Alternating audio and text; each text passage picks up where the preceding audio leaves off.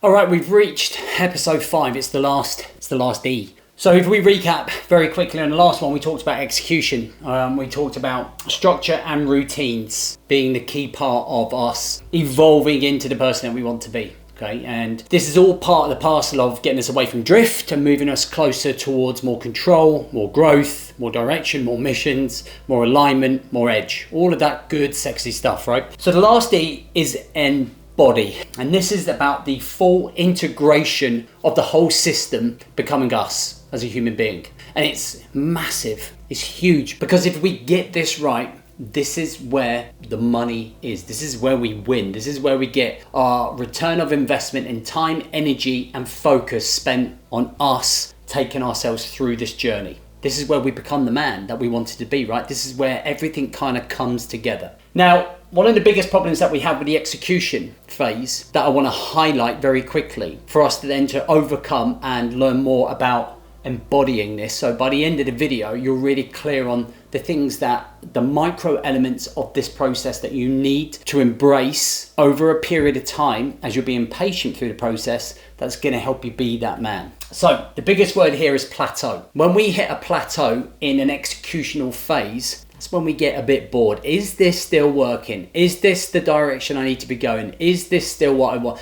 We challenge ourselves with those questions. And there's a couple of reasons why we plateau. Number one is that you constantly need motivation and accountability, right? So if you're low on motivation, that can still, if we haven't fully evolved and we haven't fully embraced ourselves or embodied ourselves in the execution phase, like we're constantly seeking approval, we're constantly seeking accountability, we're constantly looking for motivation to get us from A to B. We become emotionally distracted, we self-doubt everything that we're doing. Loads of people do this. Think about the things you self-doubt is because you've lost that connection. And that at this execution phase, that's where that we get pulled apart with our connection phase, that connection piece. So how do we deal with that? How do we fully go into it? So if we look here, there's a couple of things that are key highlighters for when we are operating and we're fully integrated, so that you know what the key signs are that you are fully integrated, that this is now natural and not a forced process, a process that you're working to create. You've just got it, you've clicked it, it's the aha moment. So here's, for me, 4 standout things. Number 1 is daily actions become effortless. So when your alarm goes off, you just get up and you just go into the motions. And I've been getting up at 4:15 for the last 3 years. And people are like, oh my God, 4:15. To me, it's like nothing. Like, I don't think of it any different than waking up at 7 o'clock on a Saturday and Sunday. It's just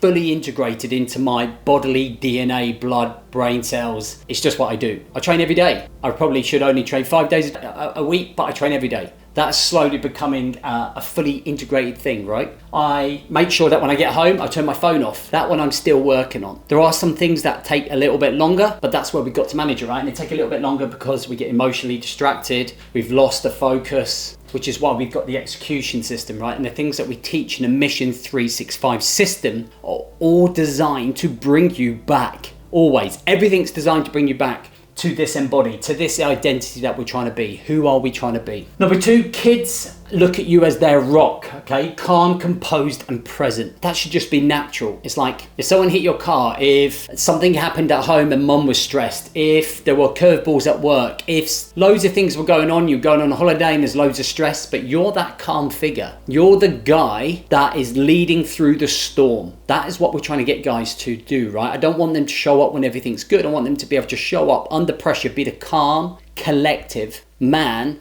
that they know they can be. And the kids look at you and go, Dad's got it sorted. Dad's got it straight. Dad's going to be able to organise it. Not Dad's always stressy. God, Dad's never even around. That's the worst thing ever, right? Number 3 is wife respecting you, okay? For the leader that you are, not just the provider. And quite often wives, partners do not respect their partner because you are not leading, because you do not lead yourself. Just because you provide doesn't make you a leader at home. Doesn't just mean you can expect respect and connection and love. You have to make sure that you are leading her. She needs to be led. She looks at you as her king, which is why we always say, be the king of your home. Last one is your business or your career benefits from your structure and your consistency. So when you go to work, it's effortless. When you go to work, you know exactly what you're going to be achieving. When you go to work, you know what you're working towards in your business or your career, whatever it might be. You're really clear cut on that, and you're seen as a high level professional, a high achieving professional,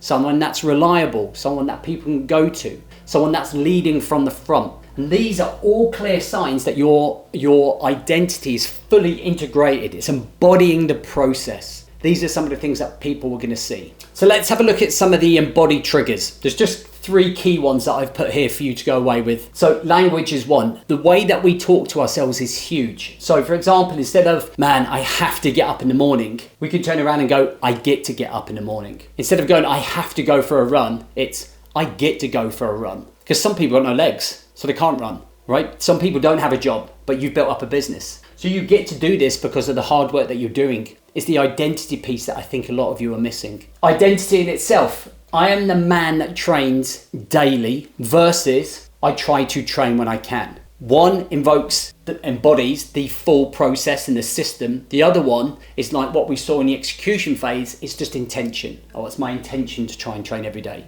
So one embodies your identity and what you're trying to be. The other one is just loose. It's just hype. And then presence. Okay, so choosing alignment daily, not when convenient. So being able to show structure, routine and cycle, and that cycle that we go through, even when it's difficult, even when there's pain, even when there's suffering, even when there's curveballs, you are able to embody all of your systems. And we spoke about this in execution phase. It's falling back to the systems. Systems equals discipline on autopilot. So that's where this all comes in. Presence at work, presence at home, presence in the gym. So when you're working out, don't be on your phone on social media. Be present. How you do it in one area of life or one pillar from the mission balance code, you do it in another. So be fully present in your training, be fully present in your children, be fully present in your business, be fully training in your fun activity. Whatever it is, be fully focused and practice it right across the board, because that's what embodies your standards, your identity and your belief system. So Tim, who was one of our case studies, who's on our playlist on this channel, this is where he was. He was not fully embodied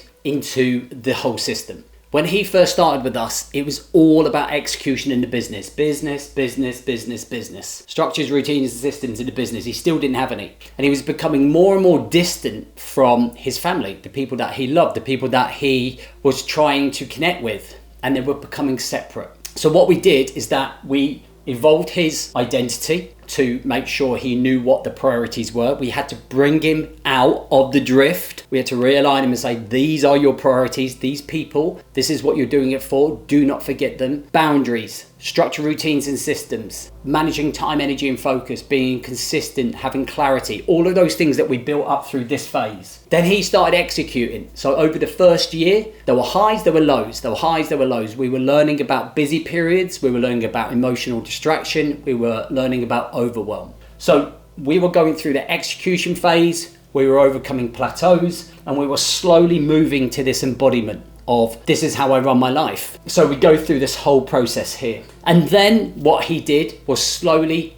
completely and utterly shift his identity to go, my business now runs around my life, not my life around my business. So he started operating at that much higher level. So he had evolved, he was now executed through testing and adjusting, winning and failing, learning and growing. And then the embodiment came when he just went, man, this is my life. I am now this guy. I am the guy that prioritizes home. I am the guy that prioritizes training. I'm the guy that prioritizes personal development. And then all of that stuff will seep into my business and help my business flourish. Okay? Business benefits from structure and consistency. So you can see the whole process working here. And this is what we do within our systems. This is the whole point of our Mission 365 system, is to take someone through this whole journey with structure, routines and systems, with continuous training, with learning and education, with being around the right people. So here's the real cost of not embodying this system. You end up relapsing back into that drift. There are no days off. You'll have bad days, but there are still no days off. You'll still show up on those bad days, because what you'll start learning is that there is this point that you'll remember. that every time you stop showing up and stop following the process and stop embodying, executing and evolving, you start moving closer to that guy that was drifting. And remember how severe some of those consequences are. They're not ones that we want to go back to, right? You could then end up on that hamster wheel where you start the process, you start to evolve, you start to execute, you don't quite get to embody, so you then end up coming back, and then 3 or 4 months later you're like, well, I'm going to try again. And it's just a constant cycle because you don't embody the process. This is the most important one, because as soon as you latch onto that embodiment and it suddenly becomes your life, there is no going back. And the harshest one is the kids grow up seeing inconsistency, not leadership, not control, not the role model that I know that you desperately want to be to those kids. So in the next episode, which will be the last one, we're going to talk about how the Mission 365 system brings all of this together so that you never slip back into that drift again. And if you want to learn more about that system, then all you have to do is go to my description, click on the Instagram post, drop me a message saying ready, and I'll send it over to you. But for now, here is episode 6 of this process where we kind of bring everything together so that you can go out there and start making the changes you need to.